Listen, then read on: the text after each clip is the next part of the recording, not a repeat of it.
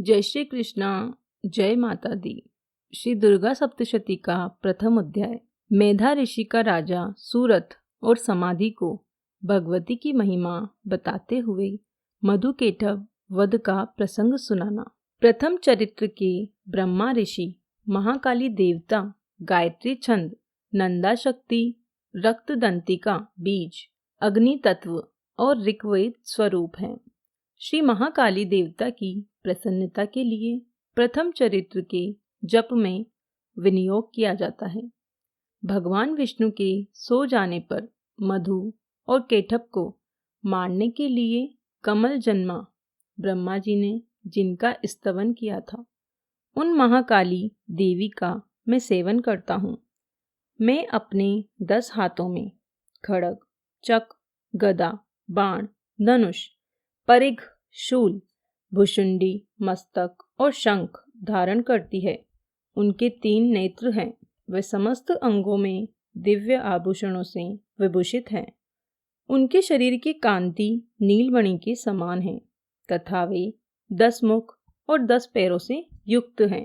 मार्कंडेय जी बोले, सूर्य के पुत्र सावर्णी जो 8वें मनु कहे जाते हैं, उनकी उत्पत्ति की कथा विस्तार पूर्वक कहता हूँ, सुनो। सूर्य कुमार महाभाग सावर्णी भगवती महामाया के अनुग्रह से जिस प्रकार मनवंतर के स्वामी हुए, वही प्रसंग सुनाता हूँ। पूर्व काल की बात है। स्वरोचिष मनवंतर में सूरथ नाम के एक राजा थे जो चैत्र वंश में उत्पन्न हुए थे। उनका समस्त भूमंडल पर अधिकार था। वे प्रजा का अपने ओर से पुत्रों की भांति धर्म पूर्वक पालन करते थे। तो भी उस समय कोलाद विध्वंसी नाम के क्षत्रिय उनके शत्रु हो गए। कोला विध्वंसी यह किसी विशेष कुल के क्षत्रियों की संज्ञा है। दक्षिण में कोला नगरी प्रसिद्ध है। वह प्राचीन काल में राजधानी थी। जिन क्षत्रियों ने उस पर आक्रमण करके उसका विध्वंस किया, वे कोला विध्वंसी कहलाए। राजा सूरथ की दंड नीति बड़ी प्रबल थी। उनका शत्रुओं के साथ संग्राम हुआ। यद्यपि कोला विध्वंसी संख्या में कम थे, तो भी राजा सूरथ युद्ध में उनसे परास्त हो गए। तब वे युद्ध भूमि से अपने नगर को लौट आए और केवल अपने देश के राजा होकर रहने लगे। समूची पृथ्वी से अब उनका अधिकार जाता रहा, किंतु वहां भी उन प्रबल शत्रुओं ने उस समय महाभाग राजा सूरथ पर आक्रमण कर दिया। राजा का बल क्षीण हो चला था, इसलिए उनके दुष्ट, बलवान एवं दुरात्मा मंत्रियों ने वहां उनकी राजधानी में भी राजकीय सेना और खजाने को हथिया लिया। सूरथ का प्रभुत्व नष्ट हो चुका था, इसीलिए वे शिकार खेलने के बहाने घोड़े पर सवार हो वहां से अकेले ही एक घने जंगल में चले गए। वहां उन्होंने विप्रवर मेधा मुनि का आश्रम देखा, जहां कितने ही हिंसक जीव अपनी स्वाभाविक हिंसावृत्ति छोड़कर परम शांत भाव से रहते थे। मुनि के बहुत से शिष्य उस वन की शोभा बढ़ा रहे थे। वहां जाने पर मुनि ने उनका सत्कार किया और वे उन मुनि श्रेष्ठ के आश्रम पर इधर उधर विचरते हुए कुछ काल तक रहे। फिर ममता से आकृष्ट चित्त होकर वहां इस प्रकार चिंता करने लगे, पूर्व काल में मेरे पूर्वजों ने जिसका पालन किया था, वही नगर आज मुझसे रहित है। पता नहीं मेरे दुराचारी भृत्यगण उसकी धर्म पूर्वक रक्षा करते हैं या नहीं। जो सदा मद की वर्षा करने वाला और शूरवीर था, वह मेरा प्रधान हाथी अब शत्रुओं के अधीन होकर न जाने किन भोगों को भोगता होगा। जो लोग मेरी कृपा, धन और भोजन पाने से सदा मेरे पीछे पीछे चलते थे, वे निश्चय ही अब दूसरे राजाओं का अनुसरण करते होंगे। उन अपव्ययी लोगों के द्वारा सदा खर्च होते रहने के कारण अत्यंत कष्ट से जमा किया हुआ मेरा वह खजाना खाली हो जाएगा। ये तथा और भी कई बातें राजा सूरथ निरंतर सोचते रहते थे।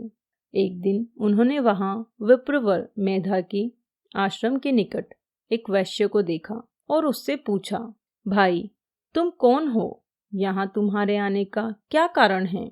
तुम क्यों शोकग्रस्त और अनमने से दिखाई देते हो? राजा सूरथ का यह प्रेम पूर्वक कहा हुआ वचन सुनकर वैश्य ने विनीत भाव से उन्हें प्रणाम करके कहा। वैश्य बोला, राजन, मैं धनियों के कुल में उत्पन्न एक वैश्य हूँ। मेरा नाम समाधि है। मेरे दुष्ट स्त्री पुत्रों ने धन के लोभ से मुझे घर से बाहर निकाल दिया है। मैं इस समय धन, स्त्री और पुत्रों से वंचित हूँ। मेरे विश्वसनीय बंधुओं ने मेरा ही धन लेकर मुझे दूर कर दिया है। इसीलिए दुखी होकर मैं वन में चला आया हूँ। यहाँ रहकर मैं इस बात को नहीं जानता कि मेरे पुत्रों की, स्त्री की और स्वजनों की कुशल हैं या नहीं। इस समय घर में वे कुशल से रहते हैं अथवा उन्हें कोई कष्ट है। वे मेरे पुत्र कैसे हैं? क्या वे सदाचारी हैं अथवा दुराचारी हो गए हैं? राजा ने पूछा, जिन लोभी स्त्री पुत्र आदि ने धन के कारण तुम्हें घर से निकाल दिया, उनके प्रति तुम्हारे चित्त में इतना स्नेह का बंधन क्यों है? वैश्य बोला, आप मेरे विषय में जैसी बात कहते हैं वह सब ठीक है, किंतु क्या करूं, मेरा मन निष्ठुरता नहीं धारण करता। जिन्होंने धन के लोभ में पड़कर पिता के प्रति स्नेह, पति के प्रति प्रेम तथा आत्मीय जन के प्रति अनुराग को तिलांजलि दे मुझे घर से निकाल दिया है, उन्हीं के प्रति मेरे हृदय में इतना स्नेह है। महामते गुणहीन बंधुओं के प्रति भी जो मेरा चित्त इस प्रकार प्रेम मग्न हो रहा है, यह क्या है, इस बात को मैं जानकर भी नहीं जान पाता। उनके लिए मैं लंबी सांसें ले रहा हूँ और मेरा हृदय अत्यंत दुखित हो रहा है। उन लोगों में प्रेम का सर्वथा अभाव है, तो भी उनके प्रति जो मेरा मन निष्ठुर नहीं हो पाता, इसके लिए क्या करूं? मार्कंडेय जी कहते हैं, ब्रह्मांड तदनंतर राजाओं में श्रेष्ठ सूरथ और वह समाधि नामक वैश्य दोनों साथ साथ मेधा मुनि की सेवा में उपस्थित हुए और उनके साथ यथा योग्य न्यायानुकूल विनयपूर्ण बर्ताव करके बैठे। तत्पश्चात वैश्य और राजा ने कुछ वार्तालाप आरंभ किया। राजा ने कहा, भगवन, मैं आपसे एक बात पूछना चाहता हूँ, उसे बताइए। मेरा चित्त अपने अधीन न होने के कारण वह बात मेरे मन को बहुत दुखी देती है। जो राज्य मेरे हाथ से चला गया है, उसमें और उसके संपूर्ण अंगों में मेरी ममता बनी हुई है। मुनि श्रेष्ठ, यह जानते हुए भी कि वह अब मेरा नहीं है, अज्ञानी की भांति मुझे उसके लिए दुख होता है। यह क्या है? इधर यह वैश्य भी घर से अपमानित होकर आया है। इसके पुत्र, स्त्री और भृत्यों ने इसे छोड़ दिया है। स्वजनों ने भी इसका परित्याग कर दिया है, तो भी यह उनके प्रति अत्यंत हार्दिक स्नेह रखता है। इस प्रकार यह तथा मैं दोनों ही बहुत दुखी हैं, जिसमें प्रत्यक्ष दोष देखा गया है। उस विषय के लिए भी हमारे मन में ममता जनित आकर्षण पैदा हो रहा है। महाभाग, हम दोनों समझदार हैं, तो भी हम में जो मोह पैदा हुआ है, यह क्या है? विवेक शून्य पुरुष की भांति मुझ में और इसमें भी यह मूढ़ता प्रत्यक्ष दिखाई देती है। ऋषि बोले, महाभाग, विषय मार्ग का ज्ञान सब जीवों को है। इसी प्रकार विषय भी सबके लिए अलग अलग हैं। कुछ प्राणी दिन में नहीं देखते और दूसरे रात में ही नहीं देखते, तथा कुछ जीव ऐसे हैं जो दिन और रात्रि में भी बराबर ही देखते हैं। यह ठीक है कि मनुष्य समझदार होते हैं, किंतु केवल वे ही ऐसे नहीं होते। पशु, पक्षी और मृग आदि सभी प्राणी समझदार होते हैं। मनुष्यों की समझ भी वैसी ही होती है जैसी उन मृग और पक्षियों की होती है, तथा जैसी मनुष्यों की होती है वैसी ही उन मृग पक्षी आदि की होती है। यह तथा अन्य बातें भी प्राय दोनों में समान ही है। समझ होने पर भी इन पक्षियों को तो देखो, ये स्वयं भूख से पीड़ित होते हुए भी मोहवश बच्चों की चोंच में कितने चाव से अन्न के दाने डाल रहे हैं। नरश्रेष्ठ, क्या तुम नहीं देखते कि ये मनुष्य समझदार होते हुए भी लोभवश अपने किए हुए उपकार का बदला पाने के लिए पुत्रों की अभिलाषा करते हैं। यद्यपि उन सब में समझ की कमी नहीं है, तथापि वह संसार की स्थिति जन्म मरण की परंपरा बनाए रखने वाले भगवती महामाया के प्रभाव द्वारा ममतामय भंवर से युक्त मोह के गहरे में गर्त में गिराए गए हैं।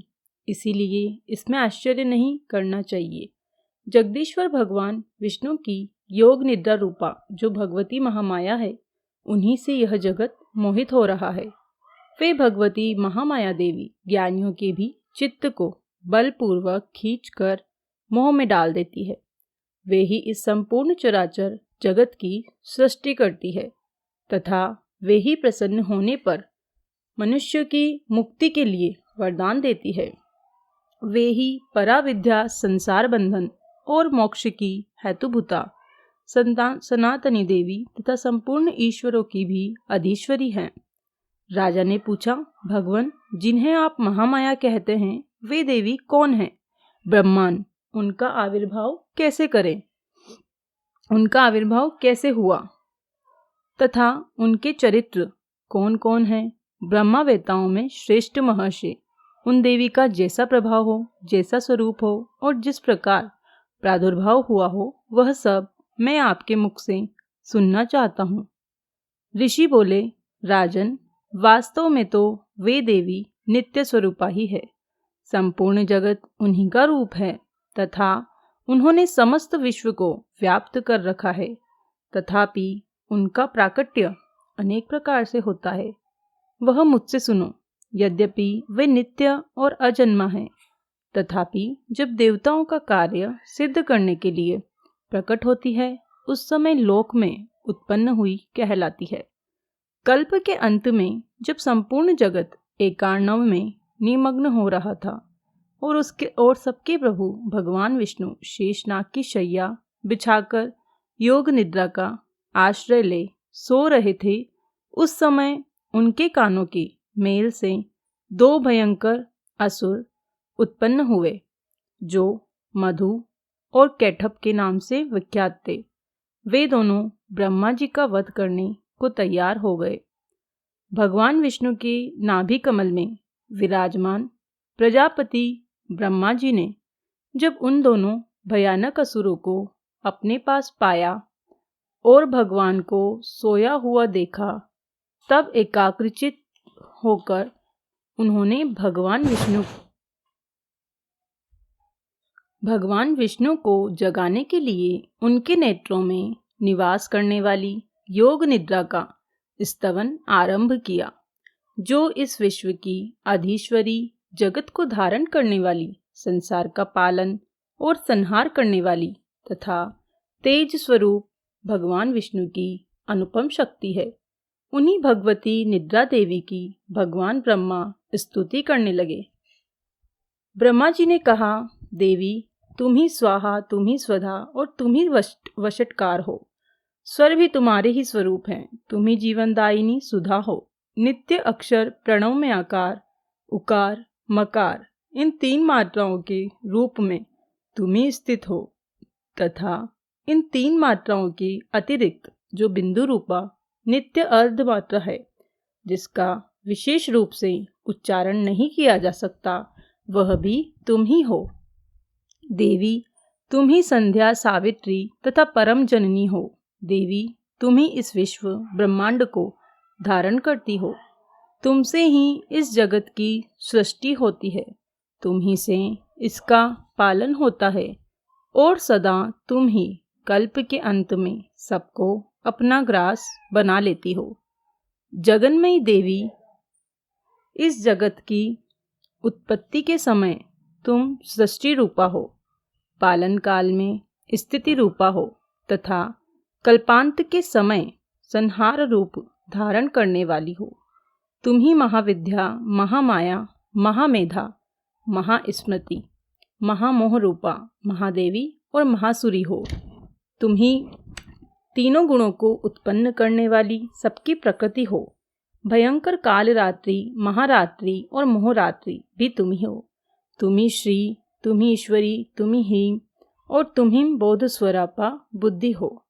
लज्जा, पुष्टि, तुष्टि, शांति और क्षमा भी तुम ही हो। तुम खड्ग धारिणी, शूल धारिणी, घोर रूपा तथा गदा, चक्र, शंख और धनुष धारण करने वाली हो। बाण, भुषुंडी और परिघ ये भी तुम्हारे अस्त्र हैं। तुम सौम्य और सौम्यतर हो। इतना ही नहीं, जितने भी सौम्य एवं सुंदर पदार्थ हैं उन सबकी अपेक्षा तुम अत्यधिक सुंदरी हो। पर और अपर सबसे परे रहने वाली परमेश्वरी तुम ही हो। सर्वस्वरूपे देवी। कहीं भी सतत असत रूप जो कुछ वस्तुएं हैं और उन सबकी जो शक्ति है वह तुम ही हो। ऐसी अवस्था में तुम्हारी स्तुति क्या हो सकती है। जो इस जगत की सृष्टि, पालन और संहार करते हैं उन भगवान को भी जब तुमने निद्रा के अधीन कर दिया है तब तुम्हारी स्तुति करने में यहाँ कौन असमर्थ हो सकता है। मुझको भगवान शंकर को तथा भगवान विष्णु को भी तुमने ही शरीर धारण कराया है, अतः तुम्हारी स्तुति करने की शक्ति किसमें है। देवी तुम तो अपने इन उदार प्रभावों से ही प्रशंसित हो। ये जो दोनों दुर्धर्ष असुर मधु और कैटभ हैं इनको मोह में डाल दो और जगदीश्वर भगवान विष्णु को शीघ्र ही जगा दो। साथ ही इनके भीतर इन दोनों महान असुरों को मार डालने की बुद्धि उत्पन्न कर दो। ऋषि कहते हैं, राजन, जब ब्रह्मा जी ने वहाँ मधु और कैटभ को मारने के उद्देश्य से भगवान विष्णु को जगाने के लिए तमोगुण की अधिष्ठात्री देवी योग निद्रा की इस प्रकार स्तुति की, तब वे भगवान के नेत्र, मुख, नासिका, बाहु, हृदय और वक्ष स्थल से निकलकर अव्यक्त जन्मा ब्रह्मा जी की दृष्टि के समक्ष खड़ी हो गई। योग निद्रा से मुक्त होने पर जगत के स्वामी भगवान जनार्दन उस एकार्णव के जल में शेषनाग की शैया से जाग उठे। फिर उन्होंने उन दोनों असुरों को देखा। वे दुरात्मा मधु और कैटभ अत्यंत बलवान तथा पराक्रमी थे और क्रोध से लाल आंखें किए ब्रह्मा जी को खा जाने के लिए उद्योग कर रहे थे। तब भगवान श्री हरि ने उठकर उन दोनों के साथ 5000 वर्षों तक केवल बाहु युद्ध किया। वे दोनों भी अत्यंत बल के कारण उन्मत्त हो रहे थे। इधर महामाया ने भी उन्हें मुंह में डाल रखा था, इसलिए वे भगवान विष्णु से कहने लगे, हम तुम्हारी वीरता से संतुष्ट हैं, तुम हम लोगों से कोई वर मांगो। श्री भगवान बोले, यदि तुम दोनों मुझ पर प्रसन्न हो तो अब मेरे हाथ से मारे जाओ। बस इतना सा ही मैंने वर मांगा है, यहाँ दूसरे किसी वर से क्या लेना है। ऋषि कहते हैं, इस प्रकार धोखे में आ जाने पर जब उन्होंने संपूर्ण जगत में जल ही जल देखा तब कमल नयन भगवान से कहा, जहाँ पृथ्वी जल में डूबी हुई न हो, जहाँ सूखा स्थान हो, वहीं हमारा वध करो। ऋषि कहते हैं, तब तथास्तु कहकर शंख, चक्र और गदा धारण करने वाले भगवान ने उन दोनों के मस्तक अपनी जांघ पर रखकर चक्र से काट डाले। इस प्रकार ये देवी महामाया ब्रह्मा जी की स्तुति करने पर स्वयं प्रकट हुई थी। अब पुनः तुमसे उनके प्रभाव का वर्णन करता हूँ।